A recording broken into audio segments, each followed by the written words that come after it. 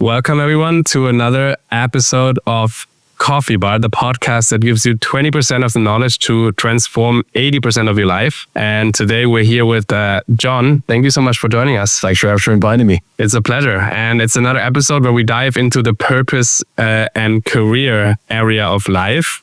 And for those of you who don't know who John is, let me introduce him really briefly. He's he has a mechanical engineering degree from Stanford University, and he was also part of the men's soccer team at Stanford. For a year, that's right. Yep. If you couldn't see, he's still proud of his colors, and I would be too, to be honest. Yeah. And your professional experience, John, you have over 30 years of leadership experience across industries and countries, and currently you're the global head of sales channel management here at Bühler. That's right, yeah. And former senior roles at Bühler and Bofs, and you specialize in business growth and market expansion. Is that correct? Yeah. Cool. Well, one of your key expertise is sustainable career growth, which is something we want to talk about today as well, because most of our listeners are young professionals who's just entering their career.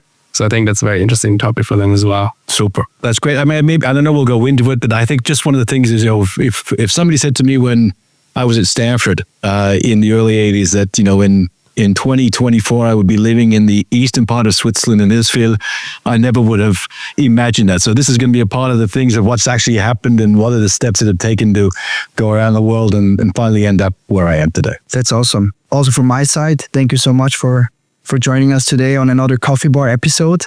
Before we dive into the topic of sustainable career growth, I have a question for you. Yeah. So all of us, including our camera guy, we all have ties to Menlo Park, right? Yeah. So your dad lives there right now. That's right. And you're there often, right? So, and we have an answer for it. And now I'm really curious, what is the best coffee in Menlo Park? The best. We have a clear opinion. I don't know if you recognize the background, but we're actually in a coffee bar, Menlo Park right now. So this is our clear favorite. And I'm really curious about yours. Well, in terms of, I say, with the best coffee, or I say at least the best atmosphere for the coffee is not in Menlo Park, it's in Alpine. It's the Konditorei. Konditorei. All right, we have to mark that because... We have to check it out. I don't think we've been there, actually. Yeah. Alpine is not really our area, right? A little bit farther away. Yeah, but there's that Alpine Inn. Yeah, there's a German restaurant. There's a German a bit further up, but this is just right across from Ladera Oaks Country Club. Awesome. Yeah. Cool. We got to check it out. Yeah. Already a win for today. Cool. So let's dive in. Good. Your career journey, John, again, after graduating from Stanford, we just talked about it. Yeah. And it's taken you to remarkable roles, in California, and you just mentioned it, beyond many countries. Can you share how your time at Stanford and those early experiences especially shaped your approach to sustainable career growth? Yeah, I think it was interesting. When we talk about Stanford, we always talk about the level of the education, and it really is a fantastic university. And again, as a mechanical engineer, great professors and the like. But what I found really interesting, and I think I took away the most from Stanford, was it was really trying to make sure that you were curious, that you were always looking to learn and it really was that we did so many things where you tried and failed. And the idea was, look, hey, just keep going at things. And I think this is something for me, which has kept with me throughout all my career, is just continually looking and trying and doing different things. The other element was, you're going into a university where you've got, in terms of the types of students, you really are up with, a lot of very, very capable people. And the one thing that I took away from it also was there was so many other people who were more capable or more intelligent or the like, or you had that feeling.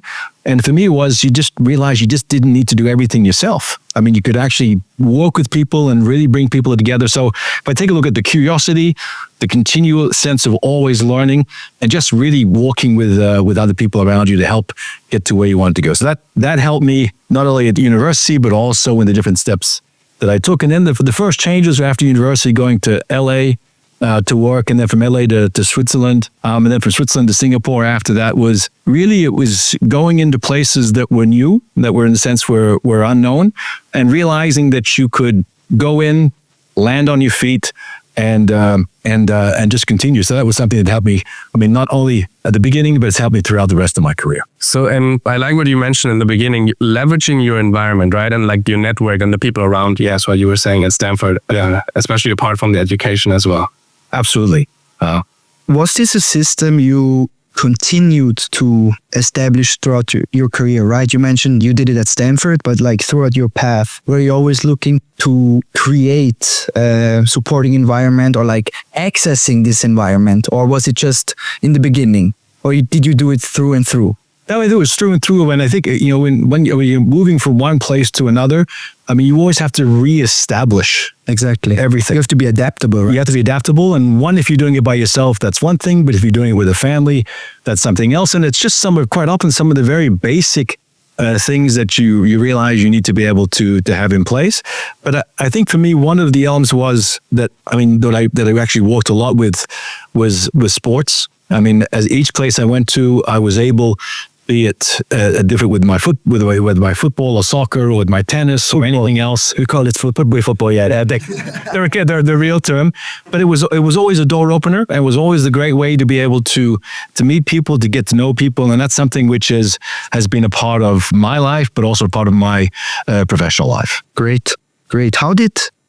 Over your time, how did the role of self-assessment play in your career? Like, did you reflect on what you did to succeed in your environment? Or I imagine the answer is yes, but I'm really curious how you did it. And I want to learn more about. Yeah, no, I mean, I think for me, it's interesting. I would say it was probably midway through my career. I mean, but I've always wanted to be able to sort of learn. And again, you're talking about what was the environment like at Stanford, but always sort of identifying and setting some targets, and then really going back and looking at it. But what I really learned, it was probably in my mid-40s, and it was at a time when I had a career change that was, not of all my own liking, but it really made me take a look at myself and figure out who I was. I mean, what was important to me?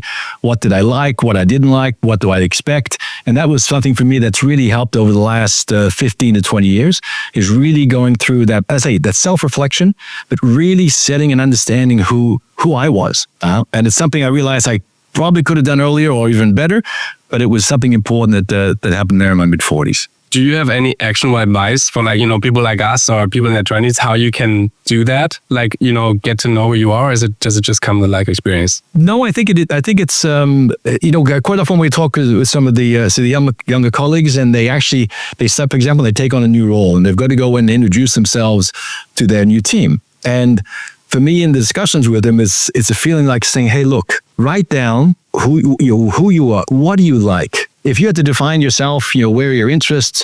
What do you do? What do you expect as a leader? What do you expect of your team? What do you expect them to do or not to do and the like? And it actually is a really good exercise just to be able to go through and so not only do you present yourself to the people around you or your team around you, but you also get a sense of a little bit more of who you are. And that's a great base. I mean, we do change and we evolve over our lifetime. And that's always a good foundation to go back to and look at it. So I would say, take the time, think about who you are, what you like, what you don't like, what you expect of people, what you expect of yourself.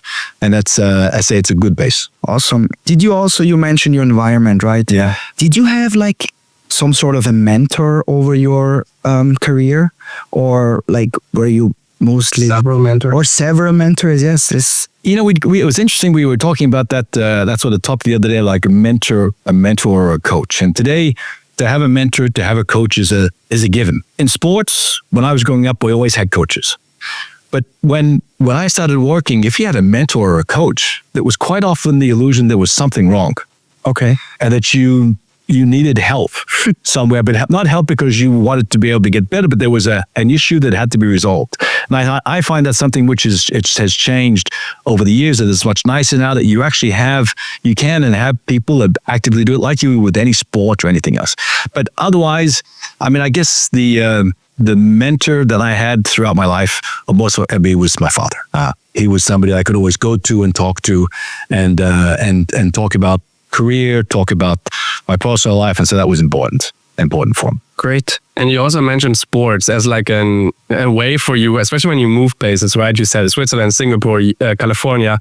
You said sports helped you to connect with people. Can you talk more about like I don't know what you learn in sports, and then you can also apply in business and like this intersection, because it's interesting for us as well. Yeah, and I think there's, just to give you an idea, when we moved from Australia to the US, in Australia we played cricket, and when I got back into the US, the first thing is you went in and started to play baseball. And I think the first thing that I learned is that in cricket, if you hit the ball, you don't have to run. It depends where the ball goes, and in baseball, and you hit the ball, you run. So that took me a little bit of time to get used to.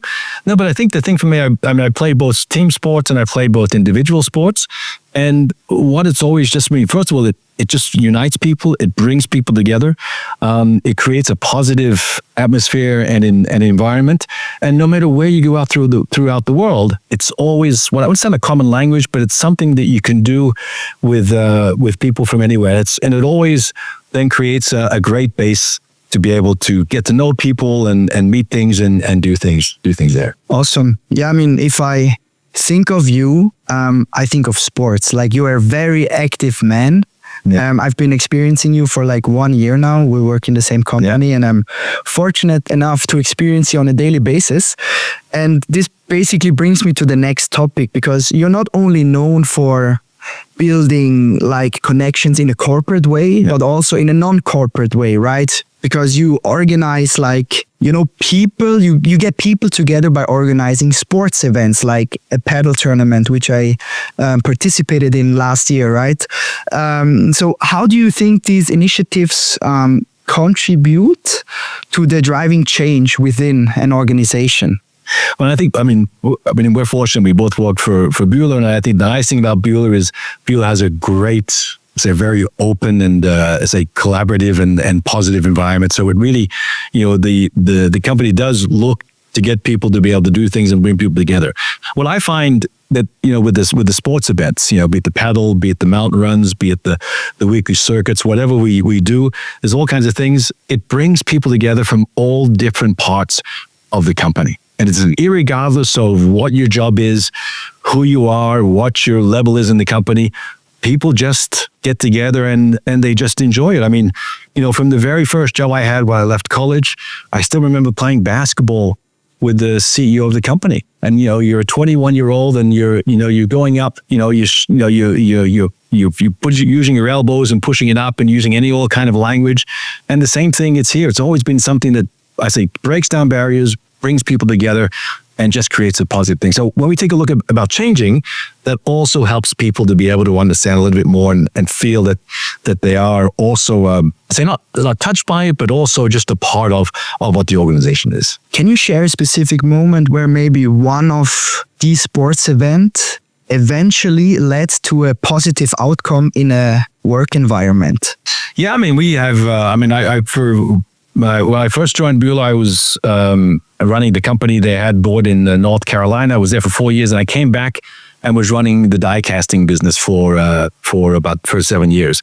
Mm-hmm. And we were going through, not a restructuring of the organization, but we were really reviewing what was the direction of where we wanted to be able to go with the business. Die casting business is in the automotive industry, and basically make machines that car companies or automotive suppliers use to make aluminum parts. And we were bringing the team together, and we had quite a few people that liked to run. And so we said, well, why don't we do one of these long mountain runs? And we got about 12 people of those who were in the business, also inside of part of the strategy, and spent the time over a summer just preparing and running in the morning, and then bringing it together, because we had to do a little, but actually around the entire distance. But the other times we had teams of 4, and it was something that we were pushing against ourselves, and that allowed people to be able to get together, and that helped facilitate what we were trying to do and change. So what you're saying is basically, if some team out there is struggling, do sports together, and maybe you will harvest the fruits. Well, I think whether it's sports or whether it's music or whatever it is, if you can bring things together where people have a chance to sort of relax and interact. And again, we talk about change, and I think for me, one of the biggest things about getting people or getting an organization to change. And this is something I also want to say, I learned it's really started for me at Stanford also, was people. I mean, no matter, we always talk about real estate, the 3 golden rules in real estate is location, location, location. And for me, the 3 golden rules in strategy, or successful strategy, is people, people, people. If you just can't get people coming along with you on that path, you'll never really be able to get a change. And what I really find that, when we talk about a strategy, quite often we do it in a smaller group, but then everybody has to implement that strategy.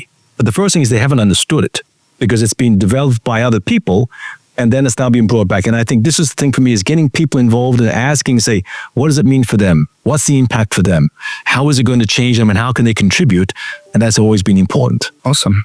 Great. That makes a lot of sense. And you said you learned it in Stanford, and I do feel like when I worked in San Francisco, I feel like companies there they might have realized it earlier that people are so important. I mean, we just walked up here and we're at Bühler right now, but we said it looks a little bit like Google campus, because we feel like this drive comes from Silicon Valley. So do you see any parallels like from the business world in the US to Europe, or how has that move been for you in terms of, like, is there anything you miss? Is there anything you prefer here? I guess, I think it was branded the business environment, but it's just the general environment. I mean, for those who have studied in the US or have studied elsewhere, I mean, for me, it started in high school where, you had your classes, but you had everything around it. You had sports, you had choir, you had student government. And there was this whole sense of getting yourself involved, and it was just more than simply studying. And I think that's something which goes on not only in the schooling, but also and ultimately afterwards in the companies, where there's just more people are brought in to do things than simply just being able to work. And that's one of the things I really like. I mean, I must say we're very fortunate with a company like Bühler, where there is a very, very open mindset, and you're encouraged to be able to do other things. Yeah, that's great. And I mean, especially because also a lot of young people now, they keep prioritizing, like the work-life balance. Yeah. So that's something that you kind of foster with that, right? Like you have that work-life balance already implemented if you already go for a run with your colleagues after or before work. Yeah, so that plays into that as well. Yeah. I mean, for me, the work-life balance has always been important. I think it was interesting, I was just thinking about through work-life balance. We always talk about exercise. And one of the things that I've realized, I mean, I've done a lot of sports, but maybe a couple of things that really made a change for me in my work-life balance, because I traveled extensively for the jobs I've had over the years, was one was sports. I just had the time to do it. But the second one was nutrition. Really watched what I was eating or drinking.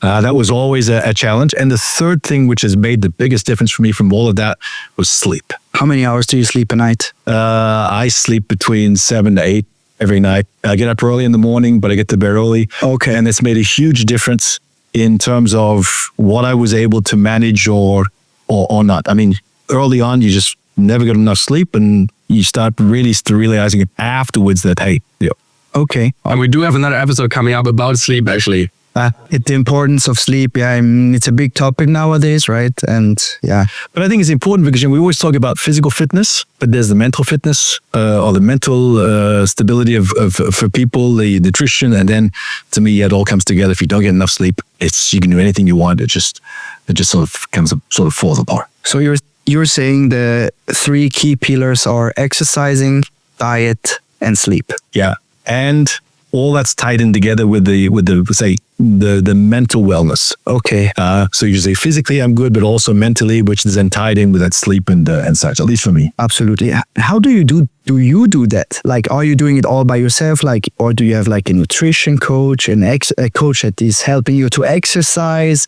I don't know, a sleep coach. I don't know what's out there, but how do you manage? First of all, I like coaches. I mean, you're the coaches for anything, almost anything, everything. But I did start when I was getting into triathlons, and I said, I really need to get my head around nutrition. So I went to see a nutritionist, and I went for a couple of years to that first, and then I stopped because I felt okay, I'd gotten pretty much what I needed, and I've gone on for myself from there. But I really needed someone because just the basics of to do and not to do, and then helping and understanding was really, really beneficial. And then I used an app, MyFitnessPal, and that's really been good for me for a couple of reasons. One is that, you consciously figure out and look at what you're eating. But now when I eat something or, throughout the day, I always think about, am I eating If I have a choice, should I eat that? I eat that. And so it always just at least makes you aware of say how you feeling yourself. Okay. Yeah, and you have the foundational knowledge that you learn when you like work with a nutritionist for a little bit at least, right? Yeah. Awesome. Like, and for me, one interesting part of like work-life balance in like for young professional is like, on the one hand, you may be interested in, advancing your personal career, which means you work many hours and, show that you run the extra mile in the office. Yeah. But then you want to manage also your wellness, right? Your well-being, your sports. Like for me, this sounds sometimes like a conflict, going all in corporate while taking care of your health. What's one, maybe three tips for young professionals that want to, advance their career, but also want to take care of their bodies? I mean, when you look back over your life, there's always certain things that really come back. And one of them was that moment when I was sort of let go and I sort of thought about myself. The other one when I was in my late 20s, I was living in Singapore. I was working for the company Bob's, and I came back and I went to see the CEO, and I said, what's my next step? Where am I going next? And he said, look, I don't know where you're going next. He says, you were changing, we're doing things. He says, my job is you have a toolbox, and my job is to ensure that you get trained and get new tools. So the moment we have something for you to go to, you can use those tools. So to me, I think the thing is, that was one saying, look, don't try to think what's my next step and then that, and it's all going to go in that same direction. But really figure out what are the tools that you need to be able to have to put yourself in a position to be able to take it. As I said at the beginning, I mean, I would never have thought, at that age that I would be living in the eastern part of Switzerland and doing the job I'm doing. And again, I didn't think when I was that age, I would have gone to here, and here. It was just opportunities, and I had, quote unquote, the right tools in the toolbox to help me out to make it. So one, I think thinking more about the toolbox than simply what are the next career steps. We offer that. Yeah, we also had an interesting conversation with Celine, which was also on our podcast previously. She's a former Amazon and Google employee, and she turned full-time professional in beach volleyball now. She did that pivotal change a few years back, I think 2. And she also mentioned, the goal is not always an outcome, right? It's the process on the way. And I think what you just described really fits that statement as well. And what I also liked is that you said there's opportunities that come up, and your job or maybe your CEO's job is to prepare yourself to be ready when they come up. And it sounds like you've taken a lot of opportunities. How do you know, or like, what is your decision-making process when an opportunity comes up? Like let's say, you're in Singapore. I don't know exactly when you moved where, but then you get this opportunity, cool job opportunity on a different continent. What's going on in your mind? I mean, I think for the first time when I moved from, when we moved to the States, that was all taken care of by my parents. But when I moved from LA to Switzerland, first of all, my father was living in Switzerland already. He was running a company, and I wanted to work internationally. So I said, look, I've got to go. So I made the decision to stop, to move, and come and learn French and sort of take a year from that side. But then when I got the job offer to Singapore, it was 3 months after I had the first date with who would become my future wife. And so, and I still remember coming back I played tennis at lunch, and then I sat down with my boss, and he said, you want to go to Singapore? So first of all, I said, okay, all right, where's Singapore? At that point, I was up, really understanding where everything was in that side. And again, for me, it was, of course, I wanted to talk to, at that time, my girlfriend who would then become my wife. But for me, there was really no. It was, hey, it was an opportunity, and it was something that was great, and it was an opening. And I said, yeah, why not take it? The other things that have come after that have been sometimes because of just simply taking an opportunity. Other ones have been just because there's been a downturn in the business and we need to do something else. But me, it was, look, no, it sounded like a good opportunity. And I think that's what I would say to people is, sometimes don't overthink it. Just go and sometimes and really start to be able to find that opportunity and try it. For me, this sounds like your TED Talk, basically.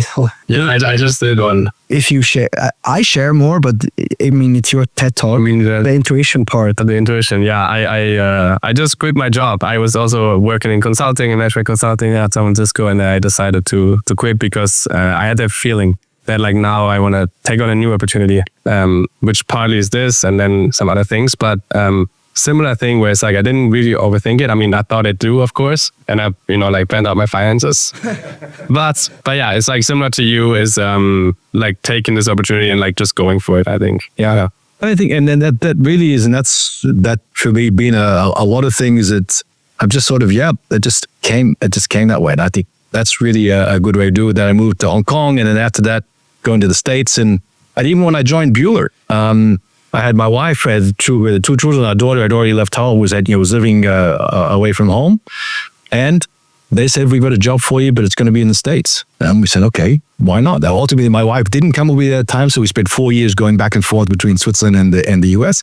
But again, it was the same thing. Maybe it was intuition. Maybe we said, hey, look, this feels like it's a good move, and just took it. Intuition goes a long way. Absolutely. Also, maybe bringing you back one more time to the work-life balance. Yeah. So what is one particular habit you do every day that helps you go through the day? Like I imagine you work out in the morning, and then how do you maintain focus throughout the day? Is there like one habit you're doing to perform, to keep focus? I think and I plan. You plan. I plan a lot. Planning, so.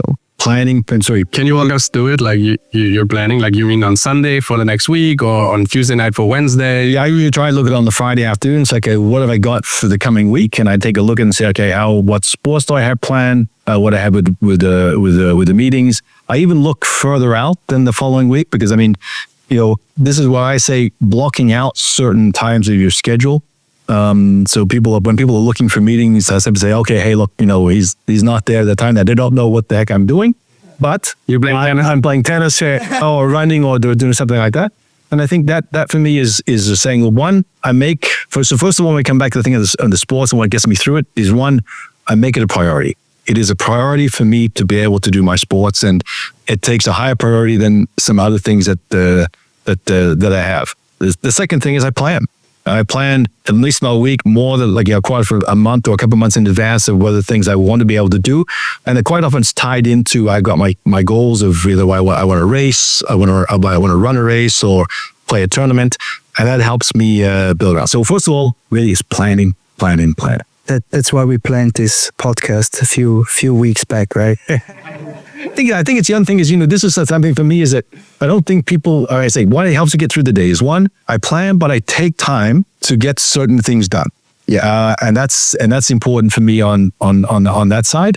And so that's why I always have that. Plus I have what I need to achieve. And that helps me keep focused throughout the day. And then what really gets me throughout the day when anything does sort of falls apart is fun and laughter. That to me is the most important part of enjoying and making a day a good day. Awesome. I mean, really great content you share with us. I think we could go on and on. Basil, if you have any more questions, go for it. If not, I would say share your 3 key takeaways from today's session. There's one more for you, John. Yes, it's about challenges. Like we talked a little bit about it. Like when you just start your career, and I'm curious if you have an example maybe where you feel like you had a challenge you were faced with a challenge, could be potentially professionally, but doesn't have to be, and how you overcame it. I would say I would look at it at different times in my career, and I would now maybe answer it with what's the view I have over the last several decades of working. Is I think for me, been a challenge. We have downturns, we have changes, we have challenges, and one thing I've learned is you overcome it, irregardless of how big it is or how small it is or what happens. You will find a way to overcome it. So that's the first thing I do from when I'm faced with a challenge. Say, okay, look, it's not the end of the world. There is going to be a way to be able to find it. And that gives me a sort of bit of a stability or a bit of calm to know that, hey, I can go ahead and do something and then work on it. And I think that's for me it's just, that's part of what we actually have within our life, both professionally and personally. And you just then start to walk through, okay, look, what do I have to do to overcome whatever I have in front of me? That's really helpful. So like when you phrase it a challenge, you realize life will go on after, and it helps you to like calm down and take action then with the calmer mind. Absolutely. And I think this is the thing for me is we realize, look, it's like with business, there are cycles. It goes up, but it's great, and all of a sudden it goes down. And you can be working as hard and doing as much, but there's not much you can do without. I mean, of course, you can always try and minimize it, and we try to take opportunities, but it's just a part of what the whole lives are, and you work through it. Or how Tom Hanks phrases it, like he was also part of a podcast one day. Yeah. He uses the phrase, "This too shall pass." And he uses it for amazing times. Yeah. Knowing him, hey, I have to stay grounded. This too shall pass. But also if he's, I don't know, facing insane challenges, he will say to himself, this too shall pass. And I think this is a great way to zoom out if you're facing challenges and, going into the right directions, really. Yeah. Awesome. Cool. I mean, John, thank you so much. We're not quite done yet. We still have a mile to go. But before that, Basil, if you could please share your 3 key takeaways from today's session with John, where we talked about how to launch a sustainable career, how to connect people and having an impact, and having that work-life balance while pursuing that career, right? So yeah, thank you for giving me some time to think about it. We do. It's really helpful.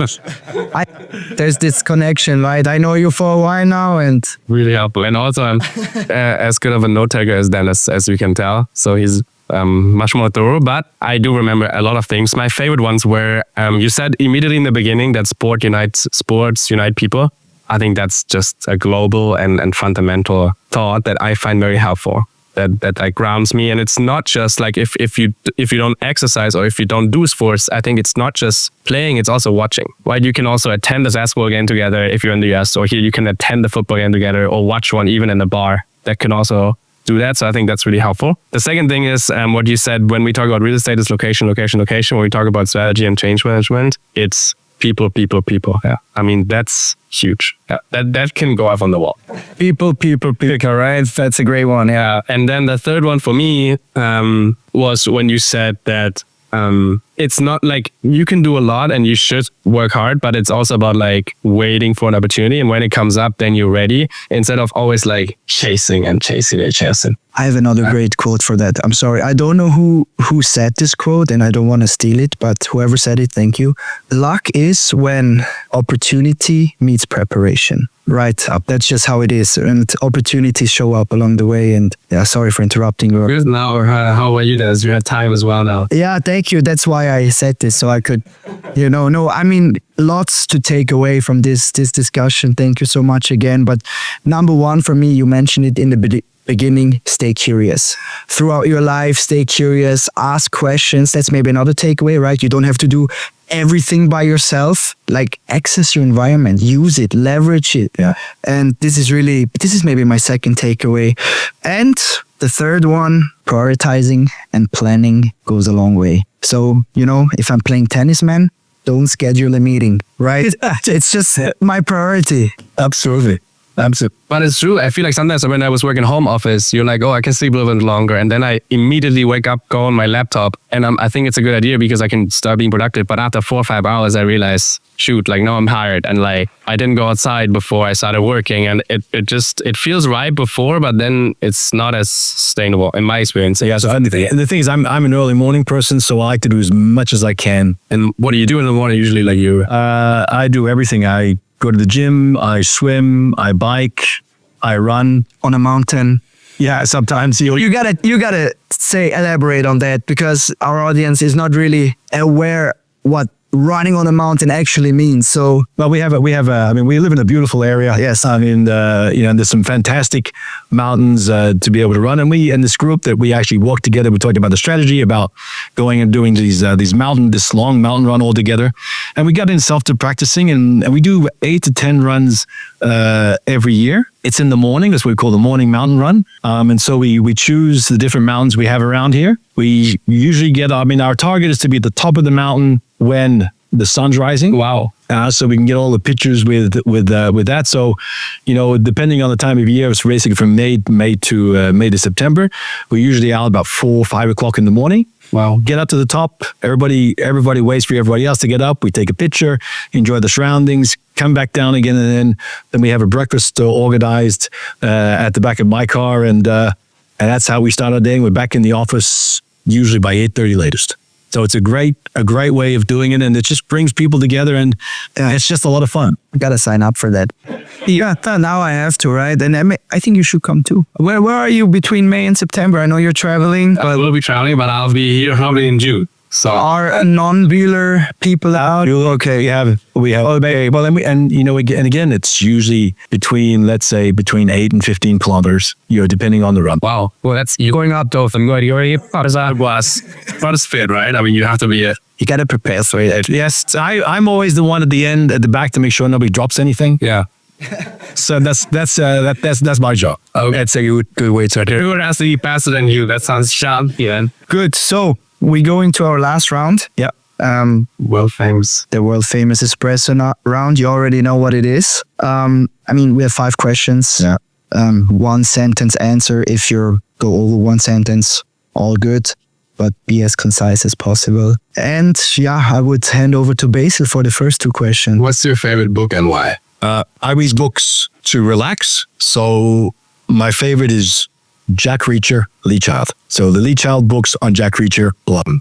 Okay. I haven't tried them actually. Have you read them? First time hearing them, to be honest. Sorry. Yeah. What is one more piece of advice to your 25-year-old self? Use energy for positive things. Don't use energy to push back against things. Love that. All right, maybe this goes along with the next question, but if you could write one message on a billboard, on a massive billboard, on 101 going to San Francisco, what would it be? Know yourself and believe in yourself. Sounds like a Nike ad. I do. Love that. Yes. You mentioned a few habits already, but what is one habit that makes your life better? Laughing. Laughing? Yeah. So you need 5 people around you. Absolutely. Or laughing about yourself, right? It's also absolutely. That's a great thing. And we've got a lot of funny people. We both know some real characters. yes, awesome. That's off script. No, Nico. Okay, John. Last but not least, what guest should we invite next to have coffee with? My favorite friend, Stefan Schreiber. All right. I think Stefan is one of the best individuals that one can have or know, and I think he has a great experience and a lot of wisdom with it. Will we find him walking around here right now, or is he not in house? Maybe he's not in house today. Okay, he's not here today. And he's used to speaking here as well, right? That's his room, actually. This is Bulgaria as a whole. Yeah, Bren. Yeah, for that, a quick minute to appreciate Bühler Group for allowing us being in their film studio today. We have the beautiful Menlo Park Coffee Bar in the background, but we're actually in the film studio in Utzwil. So thank you very much for allowing us to be here today. And John, to you, thanks so much for your valuable advice. Our listeners will love it. We love it. We took away a lot. And thanks so much for your time. Okay, thanks Dennis. Thanks, Basil. Really enjoyed it. It was a pleasure. And for you, Coffee Bar guys, tune in for the next episode coming up soon. You heard Basil already. We will have a sleep talk soon and other interesting guests on our podcast. So zoom in, and thanks for listening.